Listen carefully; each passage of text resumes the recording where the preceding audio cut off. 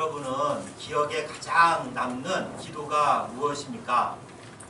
신앙생활을 오래 하고 또 기도 생활에 충실하신 분뿐만이 아니라 단 한 번의 기도이지만 기억에 남는 기도가 있습니다.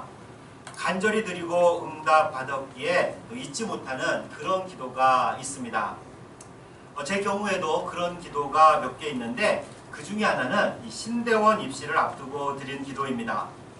그때 제 나이가 30을 넘었습니다. 직장도 없었습니다. 결혼은 했고 아이도 있었습니다. 근데 신대원은 계속 떨어졌죠. 어떤 상태인지 아시겠죠? 그런 상태에서 많이 위축되어 있었는데 입시를 앞둔 어느 가을날이었습니다.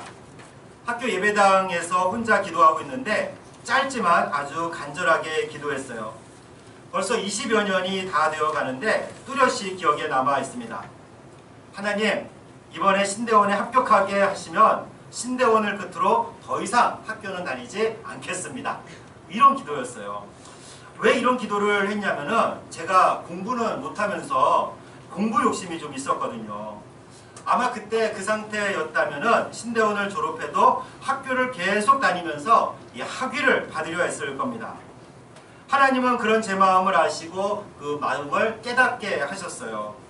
그런 욕망을 내려놓아야만 신대원 입학을 허락하실 것 같았습니다. 그래서 내 욕심을 내려놓는 기도를 정말 간절하게 드렸어요. 물론 공부야 나름대로 계속 해야 하겠지만 더 이상 학교는 다니지 않겠다고 결단하는 기도를 했죠. 그해 저는 신대원에 합격했고 그 기도대로 학교는 신대원을 끝으로 더 이상 다니지 않았습니다. 그리고 이후에 계속해서 목회에 전념할 수 있었죠. 그리고 무엇보다도 그 덕분에 제가 우리 송파교회에 부임하게 되었죠. 아시는 분들은 아시겠지만 여러 번 그 반복해서 드린 기도가 아닙니다. 그날 정말 딱 한 번 드린 기도였는데 얼마나 간절하고 강력했는지 아직도 기억에 뚜렷합니다. 그때 깨달았습니다. 습관적이고 중언부언하는 기도가 아니라 간절한 기도가 응답을 받는다라는 사실을 말입니다. 오늘 성서전과에 따라 하나님이 주시는 말씀은 누가복음 11장 1절부터 13절까지입니다. 내용은 이래요. 제자들이 예수님에게 기도를 가르쳐 달라고 요청하자 예수님이 기도를 가르쳐 주시죠. 이어 한밤중에 방문한 배고픈 친구를 위해서 다른 친구에게 빵을 달필리는 이야기입니다. 그리고 구할 때 구할 수 있듯이 하나님께 구할 때 하나님은 가장 좋은 것, 오늘 성경에서는 특히 성령님을 주신다 말씀하십니다. 이렇게 오늘 본문은 전체적으로 기도에 관한 말씀임을 우리가 알 수가 있습니다. 1절과 2절 말씀을 우리 함께 봉독합니다. 1절과 2절 말씀입니다. 예수께서 한 곳에서 기도하시고 마치심에 제자 중 하나가 여짜오되 주여 요한이 자기 제자들에게 기도를 가르친 것과 같이 우리에게도 가르쳐 주옵소서. 예수께서 이르시되 너희는 기도할 때 이렇게 하라. 아버지여 이름이 거룩히 여김을 받으시오며 나라가 임하시오며. 아멘. 누가복음은 이 기도에 대한 관심이 많은 복음서입니다. 이 기도, 간구라는 단어가 다른 복음서에 비해 압도적으로 많이 나와요. 마태복음에는 17번, 그리고 마가복음에는 12번이 나오는 반면 누가복음에는 무려 47번이나 나옵니다. 오늘 본문에서도 예수님이 한적한 곳에서 기도하고 내려오자 제자들이 요청합니다. 주님, 우리에게도 기도를 가르쳐 주십시오. 그러자 예수님은 아버지여 라고 시작하는 기도를 가르쳐 주십니다. 이것이 바로 주기도문이죠. 주님이 가르쳐준 기도문이라는 의미예요. 저는 예전에 주기도문을 주기적으로 외우는 도문 이런 뜻인 줄 알았어요. 나중에 알고 보니까 주의 기도문, 주님의 기도문이더라고요. 참으로 무식했죠. 우리가 현재 예배 시간에 함께 드리는 주기도문은 마태복음 7장에 나와 있는 기도문입니다. 오늘 누가복음에 나와 있는 기도문은 그보다 좀 짧아요. 같은 내용이지만 주님이 직접 가르쳐준 기도문이기에 우리는 이 기도문에 대해서 잘 알아야 됩니다. 그런데 의외로 이제 한국 교회에서 주기도문을 외우는 분들이 갈수록 적어지는 것 같습니다. 특히 주일 예배만 드리는 분들은 주님의 기도문을 모르는 분들이 꽤 많이 있어요. 물론 우리 교회는 주일 예배 때 함께 주기도문으로 기도를 드리죠. 근데 대부분 다른 교회는 그렇지 않습니다. 그래서 새벽 기도에 나오지 않고 수요 기도에 나오지 않으면, 또 교회 다른 모임에 참여하지 않으면 주님의 기도문을 들어볼 시간이 없어요. 그런 기도회나 모임을 마칠 때 주기도문을 하기 때문에 열심히 참여만 해도 우리는 주기도문을 손쉽게 외울 수 있죠. 주일 예배만 참여해서는 주기도문을 알 수가 없습니다. 오늘은 주님이 가르쳐준 기도문에 대해서 다 말씀드리기는 어려울 듯합니다. 그러나 언젠가 제가 이 주기도문을 가지고 한 절씩 설교할 수 있는 날이 오기를 소망하고 있습니다. 그때 조금 자세하게 말씀을 다루도록 하고요. 오늘은 전체적인 의미만 살펴보려고 합니다. 이 본래 기도라는 것은 하나님과 기본적인 대화이기도 하지만은 우리의 요구를 하나님께 아뢰는 것, 그것이 바로 기도입니다. 하나님, 이게 필요하니까 이거 주세요 라고 하는 식이죠. 오늘 기도문도 사실 우리의 그런 요청이 담겨져 있어요. 특히 일용할 양식을 달라고 하는데 그런 의미입니다. 그런데 이 기도는 단순히 우리의 요청사항뿐만이 아니라 더 깊은 의미가 있어요. 우선 주기도문은 공동체 기도문입니다. 우리라고 기도하고 있어요. 마태복음에 보면 우리 아버지라고도 나오고 우리가 우리에게 라는 말을 반복해서 사용합니다. 가령 일용할 양식을 달라고 하는데 우리에게 일용할 양식이에요. 내가 먹고 사는 것뿐만이 아니라 이웃과 함께 먹고 마실 그런 양식을 구하는 기도입니다. 그래서 이 기도문은 나의 필요를 요구하는 기도라기보다는 내가 이렇게 살겠습니다 라고 하나님 앞에 결단하는 기도라고 할 수 있어요. 이런 기도를 하면서 나에게 주신 양식을 쌓아놓지 않고 이웃과 함께 나누겠다라고 결단해야 합니다. 더욱이 이 기도는 그리스도인 또는 예수님을 따르는 자들, 하나님 나라를 소망하고 살아가는 사람들, 하나님 나라 시민들, 이게 다 같은 말인데 그리스도인들은 다른 이들과 구별시켜주는 기도문이에요. 1절에서 제자들이 이렇게 말하죠. 세례 요한이 그 제자들에게 기도를 가르쳐 준 것 같이 우리에게도 기도를 가르쳐 달라고 요청합니다. 당시에 그 세례 요한이 가르쳐 줬던 기도문은 다른 공동체와 요한을 따르는 제자들을 구별시켜주는 그런 역할을 했습니다. 그래서 그 공동체의 정체성, 사명, 그것을 기도문에 담았죠. 그처럼 예수님이 가르쳐준 기도는 그리스도인의 정체성을 그리고 그리스도인의 사명이 무엇인지 나타내고 있습니다. 워싱턴 한인교회 김용복 목사님은 이제 기도를 열심히 하시는 분인데 주기도문으로 수업설교를 해서 그것을 책으로 내셨습니다. 근데 그 책 제목이 뭐냐면은 가장 위험한 기도, 주기도입니다. 왜 위험한 기도입니까? 그 책에 이런 말이 나와요. 주기도를 통해 우리 마음은 주님을 닮고 우리 삶은 주님을 닮아갑니다. 우리 존재를 송두리째 바꾸는 기도문입니다. 주기도를 우리가 제대로 안다면 예전과 똑같이 살 수가 없기 때문이에요. 그 기도문은 우리 삶을 완전히 바꾸거든요. 때로 모든 것을 포기하고 방향을 완전히 바꿔야 합니다. 위험한 거죠. 예수님은 기도문을 가르쳐준 다음에 우리가 어떻게 기도해야 되는지, 누구를 위해 기도해야 하는지, 그렇게 기도할 수 있는 이유가 무엇인지 말씀하고 있습니다. 예수님이 기도에 대한 이해를 돕기 위해서 이야기 하나를 해주시죠. 어떤 사람이 밤에 잠이 들었는데 누가 문을 두드립니다. 그러면서 간절하게 이렇게 소리쳤습니다. 이보게 친구, 내게 떡 3덩이를 빌려주게나. 갑자기 내 친구가 먼 길을 찾아왔는데 그가 몹시 배고프다네. 그런데 우리 집에는 먹을 게 없지 뭔가. 내 친구를 위해서 자네 집에 있는 양식을 좀 빌려주게나. 이런 말을 들은 친구가 어떻게 반응했을까? 7절과 8절 말씀을 함께 공독합니다. 7절과 8절 말씀입니다. 그가 안에서 대답하여 이르되 나를 괴롭게 하지 말라. 문은 이미 닫혔고 아이들이 나와 함께 침실에 누웠으니 일어나 내게 줄 수가 없노라 하겠느냐. 내가 너희에게 말하노니 비록 헛됨으로 인하여서는 일어나서 주지 아니할지라도 그 가증함을 인하여 일어나 그 요구대로 주리라. 아멘. 당시 보통 서민들은 방 한 칸에 식구들이 함께 잤습니다. 어두운 방에서 이 아버지가 일어나 문을 열고 음식을 주는 것은 여간 번거로운 일이 아니었습니다. 그렇다고 친구의 간절한 요구를 외면할 수가 없었죠. 그래서 양식을 준다는 말입니다. 우리가 여기서 기도에 대해 흔히 오해하고 있는 말이 있죠. 8절에 그 간청함으로 인합니다. 예전 개역 성경은 이것을 강청이라는 말로 번역하고 있어요. 그래서 우리가 강하게 요구하고 끈질기게 요구할 때 받을 수 있다는 의미로 생각을 했죠. 그래서 우리 기도가 그와 같다는 겁니다. 강하고 끈질기게 하나님께 요구하면 하나님이 응답해 주신다고 생각했어요.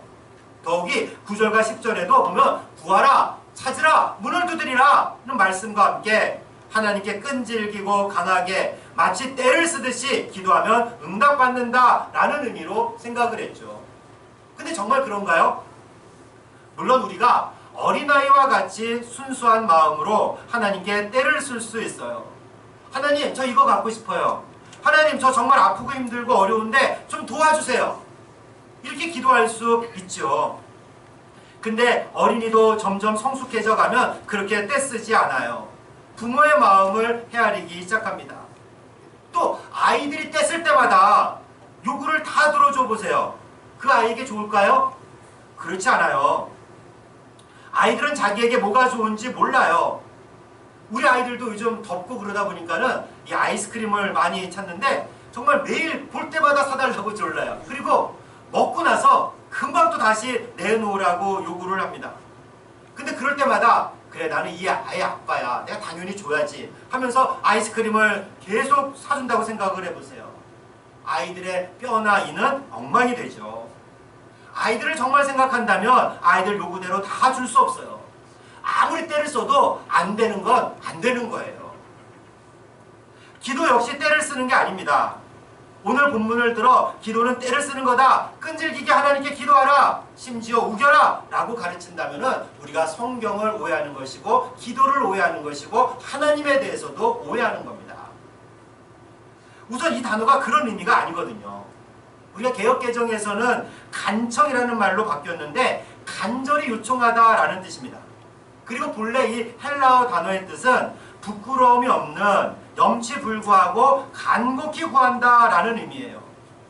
한밤중에 찾아와 배고픈 친구를 위해서 부끄러움을 무릅쓰고 간절히 구한다라는 의미예요. 떼를 쓰거나 우긴다는 말이 아니라 절박함을 가지고 간절하게 구하라라는 뜻입니다. 배고픈 친구를 굶겨 재울 수 없다는 절박함, 그리고 지금 먹이지 않으면 안 된다는 그런 간절함, 바로 이런 마음으로 기도할 때 하나님이 응답해 주시는 거예요. 반복해서 떼를 쓰고 어쩔 수 없이 응답하시는 하나님이 아니죠. 간절함에 대해서 조금 더 얘기해 볼까요? 갓난아이가 배가 고파서 울어요. 그치지 않고 웁니다. 계속 고쳐요. 떼를 쓰는 겁니까? 아니요. 이것은 아이에게 배가 고픈 것은 간절함이죠. 절박함이죠. 지금 먹지 않으면 이 아이는 그냥 죽을 것 같이 느껴지니까. 이런 아이에게 보챈다고 떼를 쓴다고 방치하거나 혼내면 되겠습니까? 아니죠. 젖을 줘야죠. 귀찮아서 어쩔 수 없어서 젖을 주는 것이 아니라 아이에게 필요하니까 주는 겁니다. 간절함에 대한 응답이에요. 이렇게 하나님은 간절함에 응답하시는 분이지 떼를 쓴다고 무조건 주는 분은 결코 아닙니다. 그래서 이 강청하는 기도는 하나님에 대한 오해를 불러일으켜요. 하나님은 우리에게 관심이 없거나 심지어 지금 주무시고 계시니까 우리가 강청해서 하나님의 관심을 좀 끌거나 아니면 주무시고 계신 하나님을 깨운다고 여기죠. 심지어 하나님을 못살게 굴어서 우리가 원하는 바를 얻어낼 수 있다고 생각을 합니다. 근데 이게 얼마나 위험한 생각입니까? 하나님을 내 마음대로 할 수 있다고 하는 생각이거든요. 아이고, 어떻게 감히 그런 생각을 합니까? 제가 그런 생각을 하고 그렇게 기도드린 거 아니에요. 그렇죠. 그리스도인이라면 어떻게 하나님을 조종한다고 생각을 하겠어요. 그저 나는 순진하게 끈질기게 떼를 쓰고 인내할 뿐이라고 말할 겁니다. 그런데 진정한 인내란 하나님의 뜻을 분별하면서 하나님의 뜻이 이루어지길 기다리는 거죠. 내 뜻이 관철될 때까지 기다리는 게 인내가 아니에요. 그건 떼쓰는 겁니다. 더구나 오늘 본문에 나오는 이는 왜 간절하게 떡을 달라고 했습니까? 자기가 먹으려고? 자기 식구들 주려고? 아닙니다. 멀리서 여행 온 친구를 위해서였어요. 배고픈 친구를 위해서입니다. 그 친구를 위해 양식을 구하려 한밤중에 다른 친구 집 대문을 두드렸어요. 간절함으로, 절박함으로, 부끄러움을 무릅쓰고 말입니다. 여러분, 기도의 지평이 넓어진다는 말을 들어보셨죠? 처음에는 누구나 나를 위해서만 기도합니다. 나와 내 가족을 위해서만 기도해요. 당연한 겁니다. 그리고 더 시간이 지나고 성숙한 그리스도인이 되어도 나와 내 가족을 위한 기도는 계속해야 돼요. 나를 위해서 기도하지 않으면 그것은 어리석은 사람입니다. 당연히 나를 위해서도 기본적으로 기도해야 됩니다. 그런데 나만 위해서 기도하면 안 돼요. 내 가족만 위해서 기도하면 안 됩니다. 신앙생활을 오래 할수록 그리고 더욱 성숙할수록 기도의 지평이 넓어져야 돼요. 나를 벗어나고 내 가족을 벗어나서 점차 넓어져야 합니다. 먼저는 우리 하늘 가족을 비롯해 교우들을 위해 기도하고요. 교육자와 선교사를 위해서 기도하고 선교지와 우상을 섬기는 이들을 위해서도 기도하고 또 우리 교계를 위해서도 기도해야 됩니다. 당연히 나의 친구들을 위해서도 기도해야 되고요. 마을에서 만나는 사람들을 위해서도 기도해야 되고요. 그리고 우리 집에 들어서 아파트 올라갈 때 만나는 경비 아저씨를 위해서도 기도해야 됩니다. 특히 요즘 같은 시대에 나라와 민족을 위해서 기도해야 되죠. 문재인 대통령을 비롯한 정치, 재계, 사회 지도자들을 위해서 기도해야 돼요. 특히 우리가 세계를 위해서도 기도해야 되죠. 우리가 좀 믿기는 하지만 일본을 위해서도 기도해야 돼요. 아베 총리를 위해서도 기도해야 됩니다. 미국과 트럼프 대통령을 위해서도 기도해야 돼요. 심지어 북한 김정은을 위해서도 기도해야 됩니다. 이렇게 기도해 보십시오. 1시간도 부족하죠. 물론 처음부터 그 모든 것을 다 하실 필요는 없습니다. 우선 우리 마음이 가는 이들부터, 그리고 가장 시급하다고 여기는 이들부터 기도하십시오. 그렇게 우리의 기도의 지평을 점차적으로 넓혀가셔야 합니다. 특히 오늘 본문에 나오는 배고픈 나그네를 위해서 간절히 구했던 사람처럼 이 시대의 나그네와 고와 과부를 위해서 기도해야 됩니다. 성경은 단지 기도만 하라고 하지 않죠. 이들을 돌보라고 말씀하십니다. 왜냐하면 당시에 나그네와 고아와 과부는 누군가 돌보지 않으면 살 수 없는 그런 사람들이기 때문입니다. 오늘날 그런 사람이 누가 있을까요? 절대적 빈곤은 사라져서 우리가 밥 못 먹고 사는 사람은 거의 없습니다. 그러나 여전히 도움이 필요한 사람들이 있어요. 경제적으로 뿐만이 아니라 정치적으로, 영적으로, 정신적으로 고통 가운데 있는 사람들이 있어요. 도움이 필요한 사람들이죠. 그런 사람을 우리가 모두 도울 수는 없지만 기도는 할 수 있죠. 이웃의 아픔과 고통에 대해서 민감하고 그 고통당하는 이웃을 위해서 기도할 수 있어야 합니다. 그들을 위해 입술로만 형식적으로 하는 기도가 아니라 절박함을 가지고 간절함을 가지고 기도할 수 있어야 돼요. 그리고 살아내고 행동해야 되죠. 자그마한 실천을 해야 됩니다. 그것을 말하는 게 9절 이하의 말씀이에요. 우리 9절과 10절 말씀, 9절과 10절 말씀 함께 봉독합니다. 내가 또 너희에게 이르노니 구하라 그러면 너희에게 주실 것이요 찾으라 그러면 찾아낼 것이요 문을 두드리라 그러면 너희에게 열릴 것이니 구하는 이마다 받을 것이요 찾는 이는 찾아낼 것이요 두드리는 이에게는 열릴 것이니라. 아멘. 아주 유명한 말씀이죠. 구하라 주실 것이다. 찾으라 찾을 것이다. 문을 두드리라 열릴 것이다. 이는 기도하면 반드시 응답된다는 의미로 받아들입니다. 1차적으로 맞는 말입니다. 그리고 더불어서 고통 가운데 있는 세상과 이웃에 필요한 것을 구하기 위해 살아가는 그리스도인의 모습이라고 할 수가 있죠.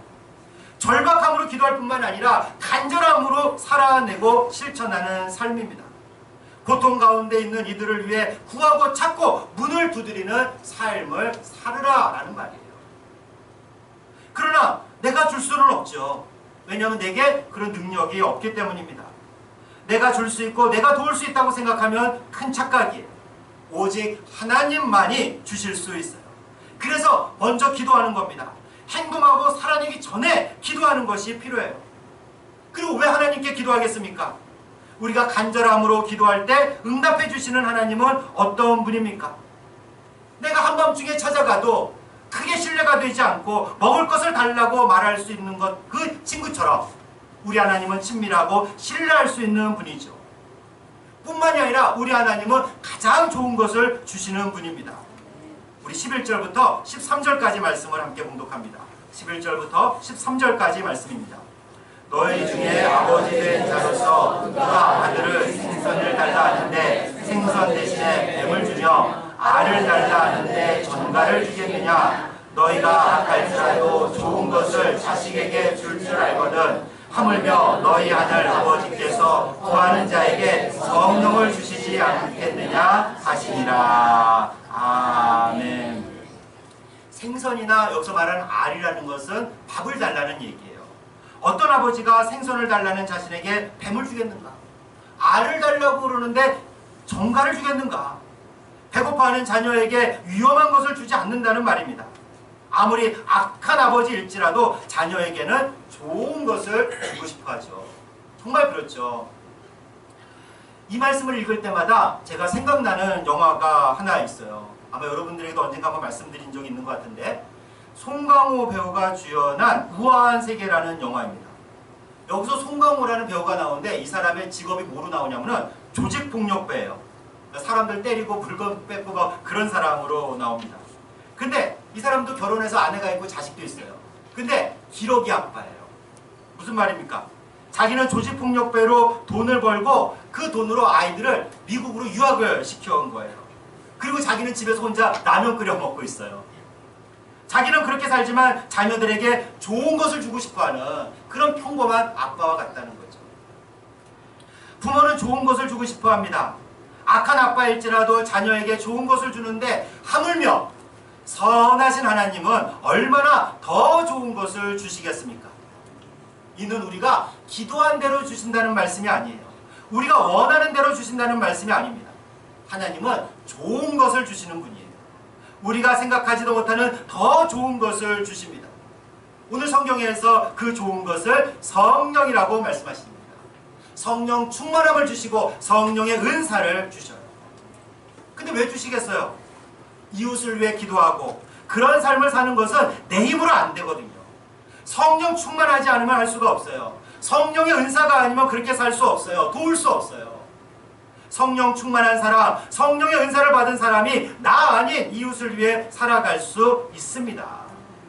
하나님은 성령 충만한 사람을 통해서 그 사람의 손과 발을 통해서 하나님은 일하시기 때문입니다. 안도현 시인이 지은 내 손과 발로 무엇을 할까 하는 시가 있어요. 그 일부를 소개하자면 이렇습니다. 새끼 밥 굶지 않고 나 혼자 등 따뜻하다고 행복한 게 아닙니다. 지붕에 비 안 새고 바람 들이치지 않는다고 평화로운 게 아닙니다.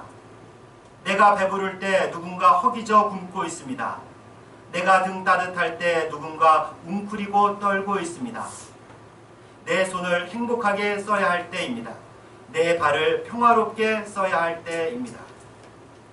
내 손을 써야, 그리고 내 발을 써야 세상은 좀 더 행복하고 평화롭고 아름답게 됩니다. 그리고 바로 이 일을 위해서 하나님은 먼저 우리를 하나님의 자녀로, 그리고 하나님 나라 시민으로 삼아주시고 성령을 주신 게 아니겠습니까? 사랑하는 자매 형제 여러분, 우리 주변을 한번 둘러보십시오. 하나님의 도움 없이는 살 수 없는 사람들이 있어요. 지쳐서 도움을 요청하지도 못하고 기도하지 못하는 사람들이 있어요. 바로 우리가 해야 될 일은 그들을 위해서 간절함으로 기도하는 겁니다. 언제든지 가장 좋은 것 언제든지 찾아가면은 우리에게 가장 좋은 것을 필요에 따라 주시는 하나님을 신뢰하면서 하나님께 간절히 기도해야 합니다. 이게 이웃을 살리는 기도예요. 하나님은 그렇게 기도하고 그런 삶을 살 수 있는 능력과 지혜를 주실 줄 믿으시기 바랍니다. 그리고 이 믿음으로 오늘도 이웃을 위해 간절히 기도하고 살아가는 여러분과 제가 되기를 주님의 이름으로 축원합니다.